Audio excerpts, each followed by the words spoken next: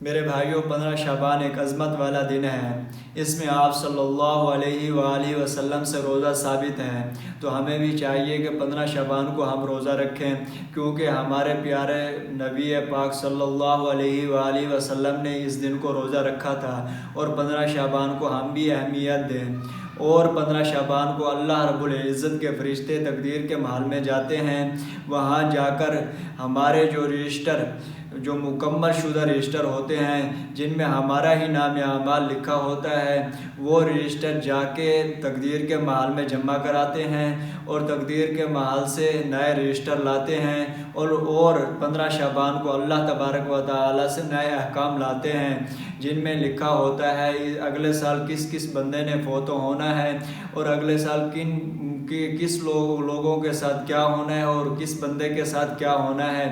اور میرے بھائیو، حضرت ابوبکر صدیق رضی اللہ تعالی عنہ روایت کرتے ہیں، شعب الایمان میں جو لکھا ہوا ہے کہ آپ صلی اللہ علیہ وآلہ وسلم کا ارشاد ہے، 15 شعبان کو اللہ تبارک و تعالیٰ ایک فرشتے کو مناجی بنا کر بھیجتے ہیں، اور وہ کہتا ہے، اے زمین والو، اللہ رب العزت کہہ رہے ہیں کہ اگر آپ نے کچھ میرے سے مانگنا ہے تو میں تمہیں عطا کرنے والا ہوں، اور اگر آپ نے مجھ سے مغفرت مانگنی ہے تو میں بخشش دینے والا ہوں۔ تو میرے بھائیوں، 15 شعبان کو فرشتہ آتا ہے جو ہمیں پکار کر کہتا ہے کہ اگر آپ نے اللہ سے رزق مانگنا ہے یا کوئی اللہ سے سوال کرنا ہے تو آپ آج سوال کر سکتے ہو، آج اللہ سے مانگ سکتے ہو، کیونکہ وہ بجٹ والا دن ہوتا ہے۔ اس دن اللہ تبارک و تعالیٰ لوگوں کے رزق کو بانٹتے ہیں، تو ہم جتنا اللہ سے مانگیں گے، اللہ تبارک و تعالیٰ ہمیں اتنا ہی رزق عطا کریں گے۔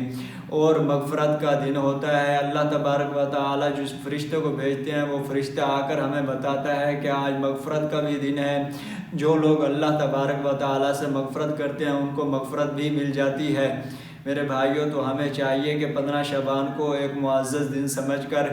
اپنے گناہوں کو معاف کروانے والا دن سمجھ کر، اللہ تبارک و تعالیٰ سے رو کر اس کی دعا مانگیں، اور اللہ تبارک و تعالیٰ سے اپنا رزق مانگیں۔ ہاں، 15 شعبان کو مشرک آدمی کی معافی نہیں ہوتی، کیونکہ یہ اللہ تبارک و تعالیٰ سے سچے دل سے معافی نہیں مانگ رہا، اور زانی بدکار عورت کی بھی معافی نہیں ہوتی۔ اگر یہ سچے دل سے اور ایمان کے ساتھ اللہ تبارک و تعالیٰ سے معافی مانگے تو اللہ تبارک و تعالیٰ ان کو بھی معاف کر دیں گے۔ اور دوسری بات، 15 شعبان کو اکثر لوگ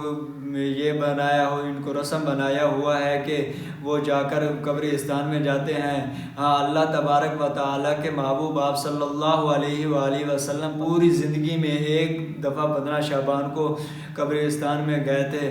آپ بھی پوری زندگی میں اگر ایک بار 15 شعبان کو قبرستان میں پہنچ گئے ہو تو یہ معاملہ حل ہو گیا ہے۔ ہر 15 شعبان کو جانا یہ صحیح نہیں ہے، اور کسی سنت اور کسی مستحب میں یہ نہیں ہے کہ آپ صلی اللہ علیہ وآلہ وسلم کی سنت ہے یا مستحب عمل ہے کہ 15 شعبان کو قبرستان میں جانا چاہیے۔ اور دوسری بات کہ 15 شعبان کو مل کر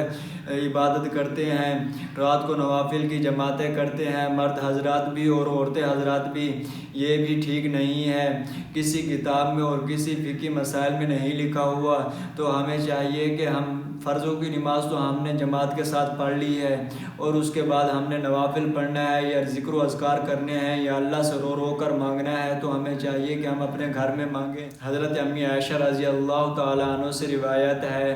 یہ حدیث پاک آپ صلی اللہ علیہ وآلہ وسلم نے فرمائی تھی کہ اللہ تبارک و تعالیٰ کا ارشاد ہے کہ بنو کلب کی جتنی بکریاں ہیں، ان بکریوں کے جتنا بال ہیں، میں 15 شعبان کو اتنا لوگوں کی مغفرت کرتا ہوں، اور کچھ لوگ بغیر معافی مانگے بزرگوں اور لوگ بخشے جاتے ہیں۔ اور فرمایا اس رات کچھ لوگوں کی بخشش نہیں ہوتی، تو کہا کون کون سے لوگ ہیں؟ فرمایا گیا کہ جو ان میں سے ایک وہ کہ جو اللہ تبارک و تعالیٰ سے کسی کو شریک کرتا ہے، اور دوسرا وہ کہ جو اپنے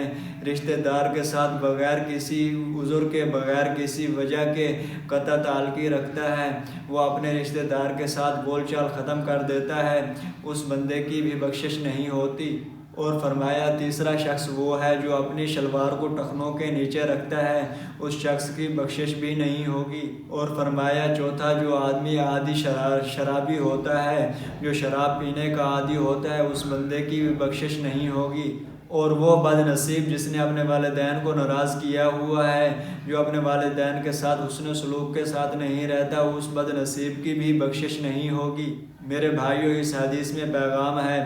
اگر رشتہ توڑا ہے تو اس کو جوڑنے والے بن جاؤ، اگر والدین کو ناراض کیا ہے تو ان کو منانے والے بن جاؤ، اگر شراب کے عادی ہو تو شراب کو چھوڑنے والے بن جاؤ، اگر سلوار کو ٹخنوں کے نیچے رکھا ہوا ہے تو اس کو اوپر اٹھانے والے بن جاؤ۔